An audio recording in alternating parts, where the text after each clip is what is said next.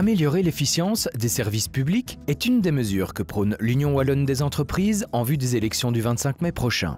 En quoi la gestion des services publics concerne-t-elle l'économie wallonne ? Les entreprises, comme les citoyens, attendent des pouvoirs publics qu'ils mènent des politiques qui répondent à leurs besoins, sans qu'elles représentent une charge exagérée pour les mettre en œuvre. Or, les différents niveaux de pouvoir dépensent plus de la moitié de la richesse produite en Belgique, ce qui se traduit par des taux d'imposition élevés qui pénalisent le pouvoir d'achat des citoyens et la compétitivité des entreprises.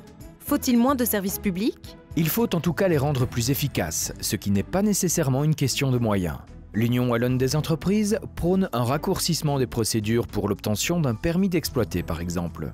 Et concernant la trésorerie, les retards de paiement sont responsables de 30% des faillites d'entreprises. Les autorités publiques doivent donc accélérer le paiement de leurs factures.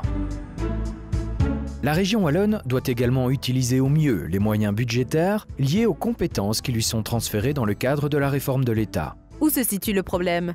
La réforme de l'État coïncide avec une nécessité d'assainir les finances publiques. La région wallonne disposera donc de moins de moyens pour en faire davantage.